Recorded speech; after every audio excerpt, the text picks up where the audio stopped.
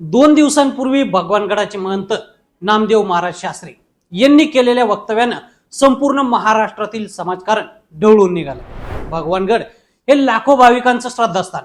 सर्व जाती धर्माचे लोक भगवानगडावर येऊन श्रद्धेनं भगवान बाबांचं दर्शन घेत असतात। राजसत्ता आणि धर्मसत्ता या दोन्हीवर जोरदार टीकाटिप्पणी झाली। महंत नामदेव महाराज शास्त्री हे आध्यात्मिक क्षेत्रातील खूप मोठं व्यक्तिमत्व आहे। त्यांच्या प्रत्येक शब्दाला गडाच्या भक्तांमध्ये खूप मोठा मान आहे। 2 दिवसांपूर्वी त्यांनी घेतलेल्या पत्रकार परिषदेत त्यांनी धनंजय मुंडे हे आरोपी नाहीत, ते हत्यारे नाहीत, खंडणीखोर नाहीत, पण त्यांची बदनामी करण्यासाठी मीडिया ट्रायल सुरू आहे। 53 दिवसांपासून ते जे सहन करतायत त्यामुळे त्यांची मानसिक स्थिती ठीक नाही, ते दोषी नाहीत, म्हणून भगवानगड त्यांच्या पाठीमागे खंबीरपणे उभा आहे असं म्हटलंय। त्याचवेळी त्यांनी आणखी एक विधान केलं, ज्यांनी संतोष देशमुख यांची हत्या केली त्या आरोपींची मानसिकता का बिघडली याचाही विचार केला पाहिजे, कारण अगोदर त्यांना झालेली मारहाणही दखल घेण्याजोगी आहे। त्यांचा तो गावातील मुद्दा होता, पण त्याचे राजकारण करून जातीय सलोखा बिघडवण्याचं काम केलं जात आहे असं ते विधान होतं। यावरूनच गदारोळ झाला आणि 2 दिवस धर्मसत्ता आणि राजसत्ता यावर चर्चा सुरू झाल्या। शास्त्री यांच्या या वक्तव्यावरून देशमुख कुटुंबीय देखील संतप्त झाले। त्यांनी काही पुरावे घेऊन भगवानगडावर जाऊन नामदेव महाराज शास्त्रींची भेट घेतली। यात दिवंगत संतोष देशमुख यांची कन्या वैभवी देशमुख हिने जे 2 मुद्दे महाराजांसमोर मांडले त्यामुळे त्यांनाही गैरवरून आलं। वैभवी म्हणाली, महाराजांनी दोन्हीकडील बाजू ऐकल्यानंतर आपलं मत द्यायला हवं होतं, त्यांनी आमची बाजू ऐकली नाही, त्यामुळेच आमची बाजू सांगण्यासाठी आम्ही गडावर आलो आहोत। माझ्या वडिलांनी कधीच जातीपातीचं राजकारण केलं नाही।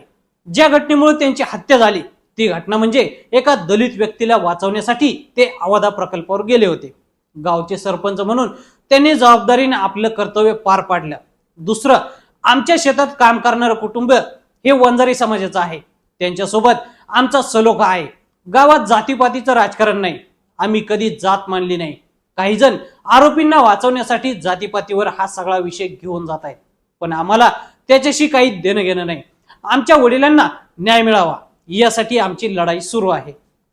दुसरा मुद्दा वैभवीने मांडला तो होता नामदेव महाराज शास्त्री यांच्या त्या वक्तव्याला धरून। ती म्हणाली, महाराज तुम्ही म्हणालात त्या आरोपींची मानसिकता काय झाली होती हे तपासा, पण आमच्या मानसिकतेचाही तुम्ही विचार करा।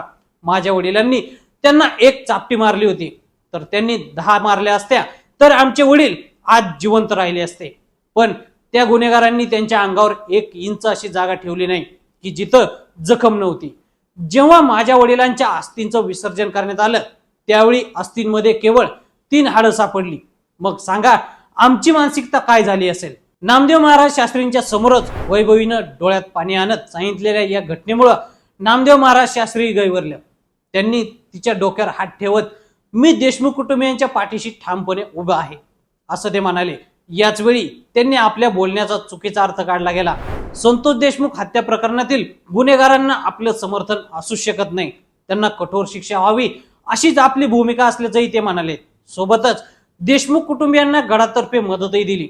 एकूणच आजच्या देशमुख कुटुंबियांच्या भेटीमुळे किमान समाजात आता एक संदेश तर नक्की जाईल की भगवानगड जसा धनंजय मुंडे यांच्या पाठीशी आहे तसा तो देशमुख कुटुंबियांच्या पाठीशी देखील खंबीरपणे उभा आहे। तर मंडळी, या संपूर्ण प्रकरणाबद्दल तुम्हाला काय वाटतं आम्हाला कमेंट करून नक्की सांगा आणि असेच नवनवीन माहितीपूर्ण व्हिडिओ पाहण्यासाठी लेट्स अप मराठी फॉलो करा।